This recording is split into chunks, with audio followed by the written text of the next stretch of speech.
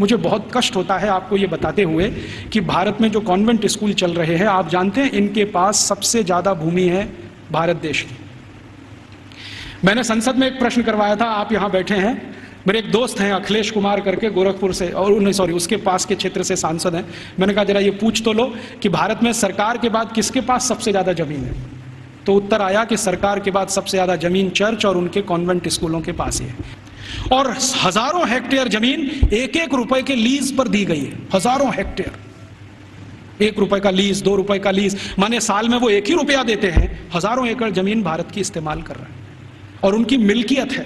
1820 से अंग्रेजों की सरकार ने ये जमीन देना शुरू किया, 2006 तक ये आबाद गति से चालू है। हमारी ही जमीन है, हमारा ही पानी है, हमारे ही संसाधन है। पहले मैं क्या सोचता था कि इन कॉन्वेंट स्कूलों में डोनेशन बहुत देती होगी सरकार, लेकिन संसद में एक जब सवाल करवाया तो पता चला कि सरकार का डोनेशन तो 10% ही है, बाकी समाज का डोनेशन। अकेले मैं मुंबई का आंकड़ा आपको दे रहा हूं।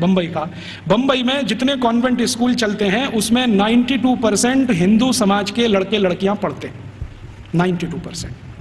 2.5% क्रिश्चियन समाज के हैं और बकाया में मुसलमान हैं।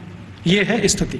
तो 92% विद्यार्थी हिंदू समाज के जो पढ़ते हैं बंबई में कॉन्वेंट स्कूलों में, वो सब विद्यार्थी के माँ बाप 1 साल की फीस के रूप में 18,000 करोड़ रुपए देते हैं।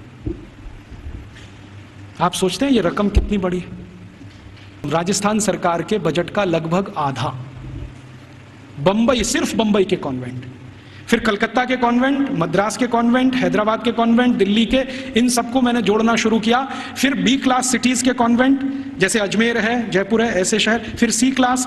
कुल कॉन्वेंट स्कूलों में साल का भारतीय समाज के द्वारा 1 लाख करोड़ रुपए से ज्यादा का डोनेशन और फीस दी जा रही है। हमसे पैसा ले रहे हैं और हमारे ही बच्चों का दिमाग घुमा रहे हैं, और ऐसे ऐसे दिमाग घुमाए जाते हैं। एक कॉन्वेंट स्कूल के खिलाफ मैंने मुकदमा दाखिल किया हुआ है गुजरात हाई कोर्ट में। मामला क्या था, छोटे छोटे बच्चे वहां पढ़ने को आते हैं, तो उन बच्चों को लेने के लिए बस जाती है, तो ड्राइवर को कहा जाता है कि जानबूझ के बस बंद कर देना। तो कभी भी वो ड्राइवर बस बंद कर देता है। फिर बच्चों को कहता है देखो बस खराब हो गई, तुम्हारे भगवान का नाम लो। तो बच्चे का नाम लेते हैं, हनुमान जी का, राम का, बस चालू नहीं होती। फिर वो कहता देखो तुम्हारे भगवान तो कमजोर हैं, ये तो चालू नहीं हो रही। अब ईसा मसीह का नाम लो। जैसे ही बच्चे ईसा मसीह का नाम लेते हैं वो तुरंत स्टार्ट कर देता है। तो 3-3 साल के बच्चों के दिमाग में आ जाता अरे ईसा मसीह तो बहुत ताकतवर है। फिर वो बच्चे आके अपने घर में मम्मी पापा को बोलते हैं अरे देखो हमारी बस खराब हो गई थी, हमने ईसा मसीह का नाम लिया, वो चालू हो गई।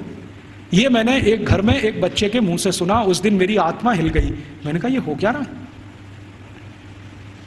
आज मैं आपके यहाँ आने से पहले शाहपुरा एक छोटे से नगर में था, तो वहाँ पर राम स्नेही संप्रदाय के एक बड़े संत हैं। उन्होंने तो कहा कि इतना ही नहीं होता, कॉन्वेंट स्कूल में आगे भी होता है।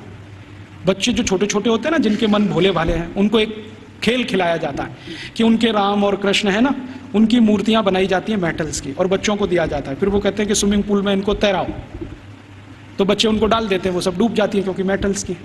तो कहते हैं देखो तुम्हारे भगवान डूब गए। फिर उन्हीं छोटे छोटे बच्चों को काष्ठ की मूर्तियां दी जाती हैं, लकड़ी की, ईसा मसीह की, कहते हैं तैराओ, तो वो तैरने लगती है। तो बच्चों को कहते हैं देखो ईसा मसीह इतने ताकतवर हैं कि वो तैर सकते हैं, रामकृष्ण तो डूब गए। तो लोकमान्य तिलक की इस बात को फिर याद करें, दुश्मन हमसे ताकतवर है, बहिष्कार करो और असहयोग करो। बाद में गांधी जी ने उसको और तेज से कहा।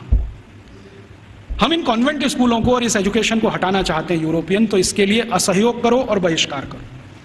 मतलब मैंने आपसे कहा कि 92% विद्यार्थी हमारे हैं जो वहां पढ़ने जा रहे हैं, इनको रोको।